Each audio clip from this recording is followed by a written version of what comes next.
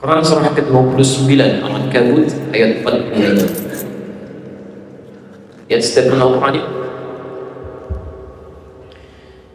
Innas salata tanha 'anil fahsya. Masya Allah. Saya berikan sedikit ya untuk memahami, membaca ayat Qurannya sesuai dengan ilmunya. Perhatikan, saya sedikit ajarkan ilmunya. Innas salata tanha 'anil fahsya wal munkar. Pertama perhatikan, ayat ini dimulai dengan kata inna. Saya terangkan di bulan lalu, kalau ada ayat Al-Quran diawali dengan huruf atau kata inna, itu artinya ayatnya tidak sekedar disampaikan informasi yang dimaksudkan, tapi kalimat ini bermakna penegasan yang menghilangkan keraguan. Seakan-akan kalau dalam bahasa bebasnya kita akan katakan, Allah menyampaikan, saya tegaskan, jangan ragu. Innas salat. Kedua, perhatikan, sungguh saya tegaskan, kata Allah, salat yang ditunaikan dengan benar itu. Lihat cara menerjemahkannya, bukan sesungguhnya salat, bukan.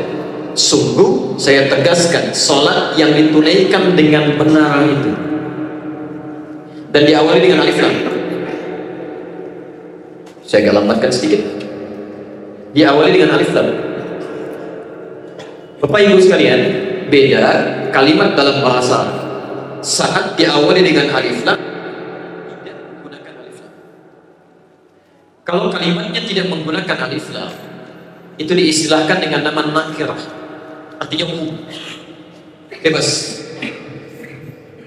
Jadi kalau kalimat sholatnya tidak menggunakan alif lam, inna sholat, maka itu menandakan sholat yang dimintakan ditunaikan secara bebas, umum saja.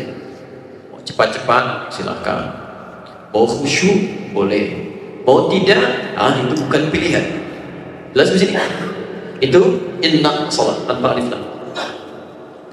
Tapi kalau kalimatnya menggunakan alif lam, maka ini diistilahkan dalam kaidah bahasa Arab di ilmu nahwu dengan istilah ma'rifat. Ayat 43, wa aqimus shalah. Ayat 45, wasta'inu bis sabri was shalah. Ayat ke-152-nya, 153-nya sampai 157. Di 153-nya jelas disebutkan, ya ayyuhalladzina amanu ista'inu bis sabri was shalah. Selalu ada alif lam.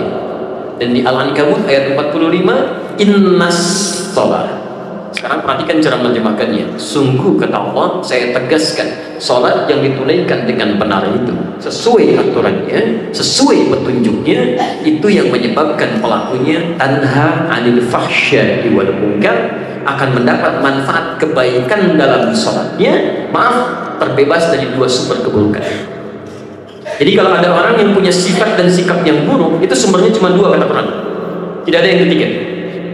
Satu, fahsya. Fahsya itu keburukan yang bersumber dari syahwat.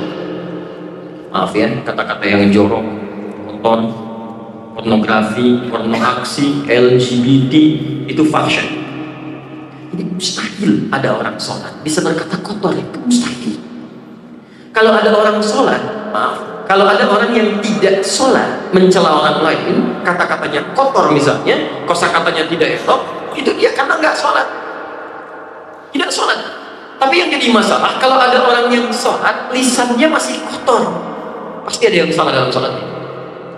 Pandangannya tidak punya filter, semua yang buruk dilihat, ada yang keliru dalam sholatnya. Karena orang yang sholatnya benar itu, dari ujung kepala sampai ujung kakinya, itu pasti terjaga dari perbuatan fahsya. Mungkar, keburukan yang diingkari oleh hati, sumbernya nafsu perut dan akal. Pencuri itu mungkar, korupsi itu mungkar. Ya, mohon maaf, berselisih itu mungkar, merampok itu mungkar, membunuh itu mungkar. Mustahil ada orang sholat bisa korupsi, mustahil. Mustahil ada orang sholat bisa mencuri, itu mustahil. Kalau ada orang tidak sholat kemudian mencuri, karena memang nggak ada iman dalam jiwanya. Tapi kalau ada orang sholat masih bisa mencuri, ada yang salah dalam dirinya. Yang saya kadang-kadang tidak habis mengerti dia. Saya nggak tahu kalau dia andalin. Di beberapa tempat masih ada orang mau datang ke masjid, mau sholat, masih takut kehilangan sandalnya. Sampai dibikinkan ada tulisan, hati-hati dengan sandal Anda. Padahal mau sholat, pasti ada sampai 10 itu. Mereka akan memberikan apapun yang mereka miliki, walaupun pada hakikatnya mereka sendiri butuh pada pemberian itu. Itu nasi, tinggal 1 piring, Bu. Ya, mereka sendiri belum makan, tapi karena melihat saudara yang terlihat kelaparan, itu nasinya diberikan pada orang lain dulu sebelum sendirinya mengkonsumsi nasi tersebut. Nggak bisa bayangkan, orang yang haus datang kehausan, tiba-tiba diterima oleh orang yang bawa minuman. Orang yang lapar diterima oleh orang yang bawa makanan. Yang paling hebat, orang yang jatuh fakir tadinya kaya, Abdurrahman bin Auf radhiyallahu ta'ala anhu, karena hijrah itu diambil semua hartanya, beliau hanya boleh meninggalkan Mekah dengan pakaian yang melekat di badannya. Itu sampai Madinah diterima oleh orang paling kaya di Madinah, sampai mengatakan kalimat hebat berikut. Kata beliau, akhir karim, sami'tu annaka kunta ghaniyan. Saudaraku yang mulia, saya dengar Anda pernah kaya saat di Mekah. Kalau ingin kaya lagi, silahkan ambil setengah kekayaan saya. Khudh bis-salah. Saya dengar Anda ditinggalkan oleh istri dan keluarga Anda. Kalau ingin menikah lagi, pilih perempuan paling cantik di Madinah. Saya fasilitasi dengan pernikahan ini. Anda bisa bayangkan, sehingga turun ayat di situ memuji orang-orang Madinah. Wa yunfiruna 'ala anfusihim walau kana bihim khassasah. Bahkan mereka bisa melebihkan untuk orang lain sekalipun dirinya memerlukan keadaan itu. Dilatih itu. Di mana sekarang kalimat-kalimat itu? Kita hafal ayatnya, mungkin satu dengan yang lainnya hadisnya kita paham. Bagaikan satu bangunan, saling menguatkan. Kalau satu sakit, yang lain merasakan. Temannya kebanjiran cuma nonton, ya.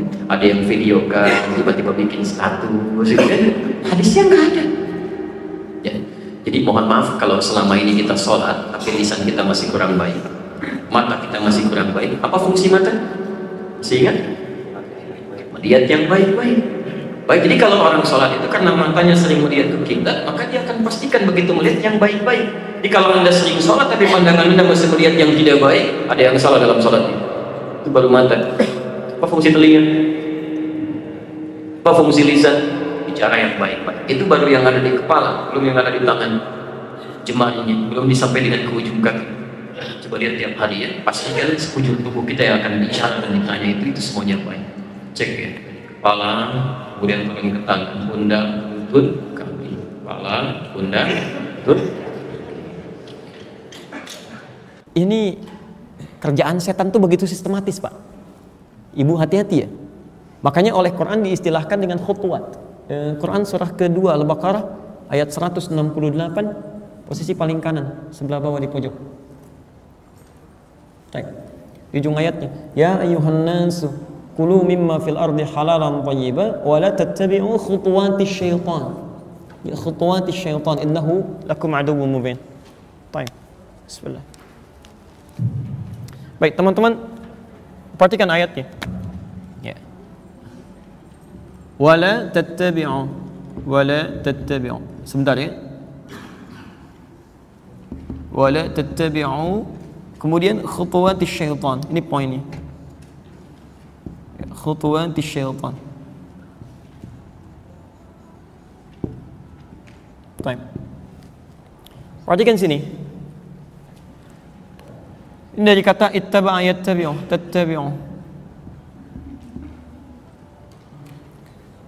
Kalimat apapun yang dimulai dengan ta sebagai huruf tambahan, ini ya Allah menunjukkan makna perjuangan yang serius, usaha yang sungguh-sungguh, serius, usaha yang serius. Apalagi kalau menggunakan tasydid, ini menunjukkan bahwa hal yang dihadapi itu tidak mudah. Ya, hal yang dihadapi tidak mudah. Padahal kalimat ini asalnya dari kata tabi'ayat ba, orangnya disebut tabi'. Ya, kalau banyakkan disebut tabi'in, sesuatu yang mengikuti. Bisa Allah mengatakan begini, wala tatsbi'u khutuwatis syaitan. Tapi dirubah kalimatnya, bukan dirubah ya, artinya dipindahkan kepada yang lebih tinggi nilainya. Ya. Lihat firman Allah yang tidak mengatakan wala tatsbi'u, tapi wala tattabi'u, taknya ditambah dengan tak tambahan harful mudhara'ah ditambah dengan tasydid. Ini menunjukkan bahwa, mohon izin, kalau ada kalimat menggunakan tak tambahan di depan menggunakan tasydid, satu, tantangan yang dihadapi tidak mudah. Yang kedua, butuh usaha serius untuk mengatasinya. Kalau ini diarahkan kemudian kepada kalimat ayat selanjutnya, apa yang harus kita usahakan? Ya, kalau Anda menulis tesis atau disertasi di Timur Tengah itu sebelum jadi disebut dengan khutbatul bahthi, kerangka penulisan. Itu dari mulai awalnya, referensinya sampai A sampai Z-nya mesti ada dulu. Kalau sudah jelas baru diterima, baru Anda boleh nulis. Itu disebut dengan khutbah. Ya. Jamaknya disebut dengan khutwat. Jadi bentuk tunggal saja sudah sedemikian detil, apalagi kalau dijamakkan. Artinya Allah ingin menyampaikan godaan setan itu disusun dengan sangat strategis luar biasa, direncanakan sesuai dengan sifat makhluknya yang akan digoda, plus bukan satu cara tapi bisa banyak cara.